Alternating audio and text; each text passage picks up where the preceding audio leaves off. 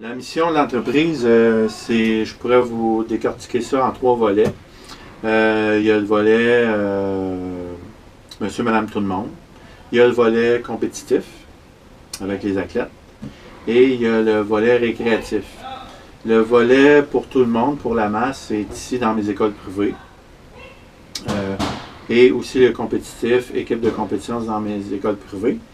Et ensuite de ça, le volet récréatif, c'est plus dans les écoles primaires avec le parascolaire. Oui, je pourrais dire que tous mes instructeurs qui enseignent dans mes écoles, j'ai 5 écoles privées, puis je dirige 22 écoles primaires. Et tous mes instructeurs, c'est vraiment des partenaires qui font en sorte que l'école grossit, l'école s'améliore et l'enseignement devient aussi plus, je dirais, plus complet. Ensuite de ça, au niveau des commanditaires, oui, j'en ai pour supporter mon équipe de compétition.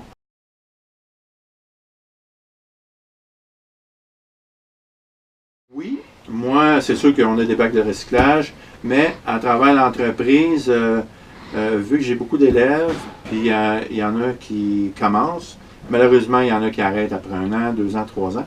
Fait qu'est-ce que je fais? Je rejette l'équipement et les pièces qui sont défectueuses, je les répare et je les revends usagés. Fait que ça fait une forme de recyclage, puis les matériels, les équipements de combat sont utilisés jusqu'à temps qu'ils soient plus bons.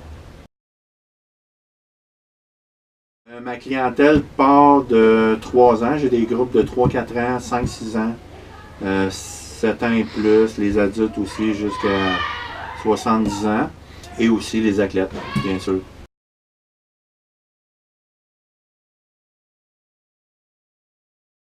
L'impact va sur mes élèves existants et aussi sur les futurs élèves, les élèves potentiels qui vont voir la publicité, qui vont entendre parler du nom de cette responsabilité sociale-là qu'on aide beaucoup de jeunes durant l'année, durant la saison.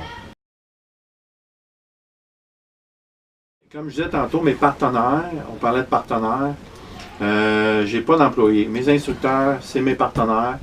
Et puis, pourquoi je dis partenaires? Parce que je suis très ouvert à leurs suggestions. Et puis, l'objectif, c'est de faire, d'améliorer mes services, de faire grossir mon entreprise, de donner plus, justement, de qualité à mes élèves. Et en me suggérant des différentes méthodes d'apprentissage. Fait que ces gens-là, ces instructeurs-là, qui ont été formés par moi, qui ont un peu ma base, mais je leur laisse libre à leur imagination, justement pour m'amener un plus, et amener un plus à l'entreprise et au taekwondo.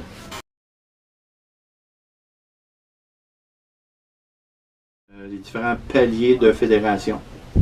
Il y a l'association régionale, l'association provinciale, la fédération canadienne, il y a la fédération mondiale. Ensuite de ça, aussi, il faut que je me réfère toujours en Corée, parce que le taekwondo vient de la Corée.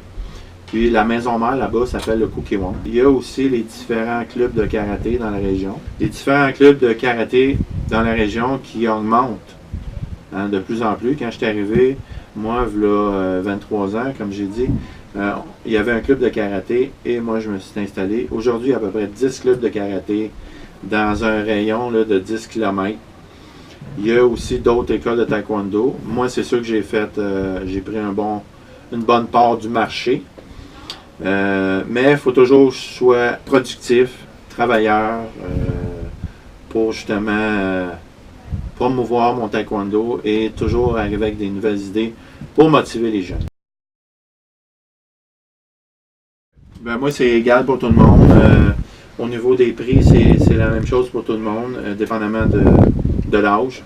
Au niveau des objectifs, pour chacune des ceintures, il n'y a pas un élève qui va être priorisé par rapport à un autre. Fait que la transparence de l'école. C'est très important, ça, l'intégrité, parce que on parle d'éthique. Fait que moi, je parle d'intégrité. Il faut que celui qui est en haut, qui dirige, il faut vraiment qu'il soit honnête et transparent pour que, après ça, les instructeurs puissent transmettre cette intégrité-là. Refléter ses valeurs. Oui, refléter, transmettre aux parents, transmettre aux élèves pour qu'il n'y ait pas d'ambiguïté. Fait que c'est super important. Fait que s'il y a du favoritisme, non. Si jamais un élève qui passe la ceinture plus vite que les autres, c'est parce que peut-être qu'il s'entraîne plus, peut-être qu'il fait de la compétition.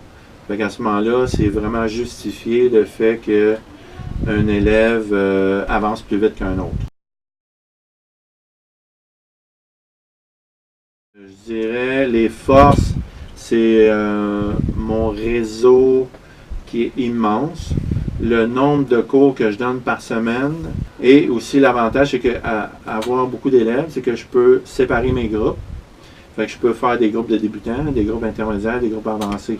Et aussi, mon autre avantage, c'est que je regroupe à l'intérieur de mon école une équipe. J'appelle ça une équipe. C'est l'équipe de compétition. Fait que les élèves qui veulent faire de la compétition dans les différentes écoles, on est regroupés une fois par semaine pour s'entraîner ensemble. Fait que l'élève qui veut s'entraîner pour le plaisir et l'élève qui veut faire de la compétition, ben, il retrouve ça aux écoles de taekwondo. C'est ce qui conclut l'entrevue. Merci, ça m'a fait plaisir, Merci M. beaucoup.